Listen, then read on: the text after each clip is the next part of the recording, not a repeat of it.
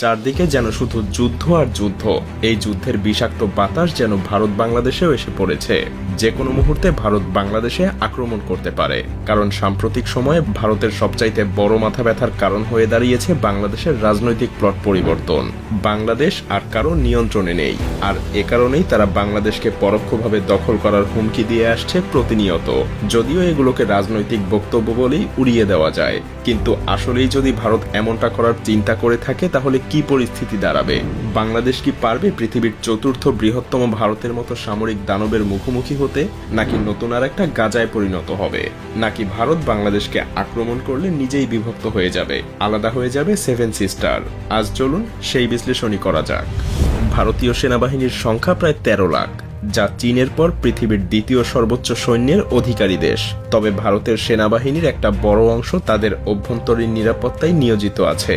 কাশ্মীর, মধ্যপ্রদেশ এবং পূর্বাঞ্চলের 7টা রাজ্যের, যাদেরকে আমরা সেভেন সিস্টার হিসেবে জানি, সেখানকার বিদ্রোহীদের দমন করতে ভারতীয় সেনাবাহিনীর একটা বিশাল অংশ সেখানে নিয়োজিত আছে, আর তাদেরকে সেখানে থাকতেই হবে। তা না হলে সেভেন সিস্টার সহ আরো বেশ কিছু রাজ্য বিভক্ত হয়ে যাওয়ার প্রবল সম্ভাবনা আছে। অন্যদিকে পাকিস্তানের সেনাবাহিনীর অ্যাক্টিভ রিজার্ভ সবকিছু মিলিয়ে সংখ্যা প্রায় 7 লাখের কাছাকাছি, যাদের একটা বড় অংশ সবসময় ভারতকে আক্রমণ করার সুযোগ খুঁজতে মুখিয়ে থাকে। আর এতে করে ভারতীয় সেনাবাহিনীর অন্ততপক্ষে 8 লাখ সৈন্য প্রয়োজন পাকিস্তান এবং নিজেদের অভ্যন্তরীণ সব সংকট মোকাবেলা করতেই। এখানেই শেষ না, ভারতকে অবশ্যই চীনের আগ্রাসন থেকে বাঁচার জন্য আরো 3 লক্ষ সেনাবাহিনী চীন ভারত সীমান্তে সবসময় মোতায়েন রাখতে হয়। কিন্তু অবশিষ্ট 2 লাখ সৈন্য নিয়ে ভারত যদি বাংলাদেশে আক্রমণ করতে চায়, তবে সেটা যেন ভারতের জন্য হবে নিজের পায়ে নিজের কুড়াল মারার মতো। কেন বলছি এই কথা? কারণ সামরিক বিশেষজ্ঞরা মনে করেন কোন দেশকে দখল করতে গেলে সেই দেশের শক্তির চাইতে 3 গুণ সৈন্য থাকা প্রয়োজন। মজার ব্যাপার হলো, আপনি যুদ্ধ বিমান দিয়ে শত্রুর দেশকে শুধু ধ্বংসই করতে পারবেন, কিন্তু দখলে নিতে গেলে অবশ্যই আপনাকে সেখানে মোতায়েন করতে হবে পদাতিক বাহিনী। আর তাই ভারতের 2 লাখ সৈন্য দিয়ে বাংলাদেশকে দখলে নেওয়া সম্ভব না, কারণ বাংলাদেশের সেনাবাহিনীর সংখ্যাও একেবারে কম না। আর তাই বলাই যায়, এই পরিস্থিতিতে ভারতীয় সেনাবাহিনীর জন্য বাংলাদেশকে আক্রমণ করা অসম্ভব হয়ে দাঁড়াবে। তবে এখানে চীন পাকিস্তান নিজেদের স্বার্থে ভারতকে সীমান্ত থেকে দূরে ব্যস্ত রাখতে বাংলাদেশকে অস্ত্র দিয়ে সহযোগিতা করার সম্ভাবনা অনেক বেশি, যা ভারতের জন্য কাল হয়ে দাঁড়াতে পারে। কিন্তু ভারতের সক্ষমতা কিন্তু এখানেই শেষ না, কারণ তাদের আছে পৃথিবীর অন্যতম আধুনিক এবং বিশাল শক্তির বিমান বাহিনী। তবে মজার ব্যাপার হলো, তাদের সেখানেও রয়েছে বেশ দুর্বলতা, কারণ তাদের পর্যাপ্ত যুদ্ধ বিমান আছে ঠিকই, কিন্তু লজিস্টিক সহযোগিতা করার সক্ষমতা অতটাও নেই। কারণ ভারতীয় বিমান বাহিনীর কাছে মাত্র 10টা হেভিওয়েট পরিবহন বিমান এবং 30টা মিডিয়াম ক্যাটাগরির লজিস্টিক বিমান রয়েছে। অথচ ভারতের মতো একটা বিশাল দেশে সৈন্য এবং রসদ মোতায়েন করতে এই কিছু ট্রান্সপোর্ট বিমান কোনোভাবেই যথেষ্ট হবে না। যেমন 2020 সালে চীনের সংঘর্ষের সময় ভারতের ট্রান্সপোর্ট ফ্লাইটের অভাব স্পষ্ট হয়ে উঠেছিল। বেশ কয়েক সপ্তাহ সময় লেগেছিল ভারতের সৈন্য এবং সরঞ্জাম মোতায়েন করতে। এর ফলে বাংলাদেশের বিরুদ্ধে যুদ্ধ করতে গেলে ভারতের বিমান বাহিনীর লজিস্টিক ফ্লাইট কোনো বড় ভূমিকা পালন করতে পারবে না। তবে ভারতীয় বিমান বাহিনীর কাছে প্রায় সব মিলিয়ে 500টা যুদ্ধ বিমান আছে, এবং এতে কোনো সন্দেহ নেই এত সংখ্যক বিমান দিয়ে তারা অল্প কিছু সময়ের মধ্যেই বাংলাদেশকে ধূলিসাৎ করে দিতে পারে। কারণ বাংলাদেশের কাছে এমন কোনো শক্তিশালী যুদ্ধ বিমান নেই যা ভারতীয় ফাইটার জেটগুলোকে মোকাবেলা করতে পারবে। সেই সাথে নেই তেমন কোনো শক্তিশালী আকাশ প্রতিরক্ষা ব্যবস্থা। তবে এখানেও ভারতের জন্য বিপদ রয়েছে, কারণ ভারতের বেশিরভাগ যুদ্ধ বিমান কাউন্টার স্ট্রাইক মিশন পরিচালনা করতে সক্ষম না। হ্যাঁ, ভারতের কাছে আছে 270টা SU-30, এছাড়াও MiG-21 এবং জাগুয়ার ফাইটার জেট। কিন্তু মজার ব্যাপার হলো, এগুলো বর্তমানের আধুনিক যুগে কিন্তু বেশ পুরনো মডেল।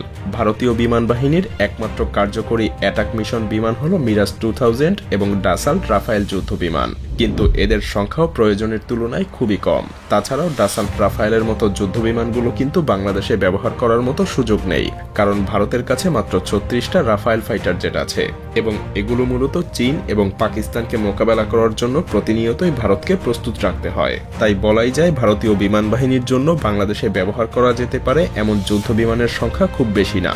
ভারতের বিমান বাহিনী একদিকে যুদ্ধ বিমানের সংকটে ভুগছে, অন্যদিকে পাকিস্তানের কাছে রয়েছে বিপুল সংখ্যক জেট এবং F-16 যুদ্ধ বিমান, যার সামনে ভারতীয় রাফায়েল যুদ্ধ বিমানও যথেষ্ট কার্যকরী হওয়ার সম্ভাবনা খুবই কম। এদিকে চীনের বিমান বাহিনীর তুলনায় ভারতের বিমান বাহিনীর সামরিক শক্তি অনেক পিছিয়ে, সুতরাং 40টা মিরেজ 2000 দিয়ে বাংলাদেশে আক্রমণ চালানো ভারতের জন্য অসম্ভব। ভারতের বিমান বাহিনী মাত্র কয়েকটা স্থানেই সাপোর্ট দিতে সক্ষম হবে, যা প্রয়োজনের তুলনায় একেবারেই কম। তাছাড়া গ্রাউন্ড স্ট্রাইক মিশনে ম্যানপেড সিস্টেমের কারণে নিয়মিত যুদ্ধ বিমান ধ্বংস হবে, যার ফলে ভারতীয় বিমান বাহিনীর শক্তি ধীরে ধীরে কমে যাবে। আর এটাও মনে রাখতে হবে, ধীরে ধীরে বাংলাদেশও পরিণত হবে যুদ্ধক্ষেত্রে, প্রাণ হারাতে থাকবে হাজার হাজার নিরীহ মানুষ। তবে এর মানে এই নয় যে বাংলাদেশের সামরিক শক্তি একদম পিছিয়ে আছে। এখানে বাংলাদেশও মিলিটারি শক্তির দিক থেকে যথেষ্ট শক্তিশালী একটা দেশ। তাছাড়া বাংলাদেশ সেনাবাহিনী প্রতিনিয়ত নতুন নতুন অস্ত্রশস্ত্র ক্রয়ের দিকে মনোযোগী হচ্ছে। সেই সাথে আপনাকে এটাও মনে রাখতে হবে, বাংলাদেশ সেনাবাহিনী বর্তমানে দক্ষিণ এশিয়ার তৃতীয় বৃহত্তম শক্তিশালী বাহিনী এবং এই বাহিনী দেশের যে কোনো বিপদের সময় নিজেদের সবকিছু দিয়ে লড়াই করতে প্রস্তুত। এমনকি এটা বললেও ভুল হবে না যে বাংলাদেশ সেনাবাহিনীর পেশাদারিত্ব এবং দক্ষতা ভারতীয় সেনাবাহিনীর চাইতে অনেক এগিয়ে, কারণ বাংলাদেশ সেনাবাহিনী এখন পর্যন্ত পৃথিবীর 43টা দেশে প্রতিনিয়ত যুদ্ধ করার অভিজ্ঞতা লাভ করছে। বিপরীতে ভারতীয় সেনাবাহিনীর যুদ্ধের অভিজ্ঞতা আন্তর্জাতিকভাবে খুবই সীমিত। বাংলাদেশ সেনাবাহিনী জাতিসংঘের অধীনে প্রায় অর্ধশতাধিক দেশে সরাসরি যুদ্ধের অভিজ্ঞতা অর্জন করেছে।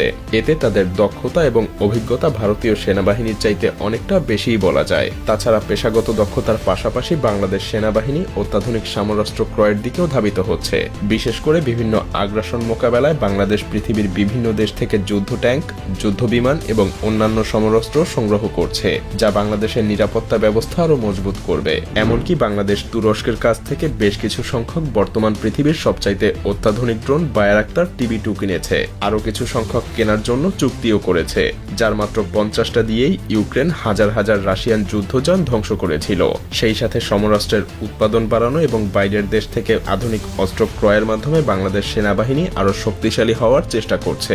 2030 সালের মধ্যে এই সমস্ত নতুন অস্ত্র বাংলাদেশ সেনাবাহিনীর বহরে যুক্ত হবে, যা বাংলাদেশকে এক নতুন উচ্চতায় পৌঁছে দিবে। তাছাড়াও বাংলাদেশের সেনাবাহিনীর কৌশলগত শক্তি বৃদ্ধি করতে সবচাইতে গুরুত্বপূর্ণ পদক্ষেপগুলোর মধ্যে একটা হলো অ্যাম্ফিবিয়াস ট্যাঙ্ক।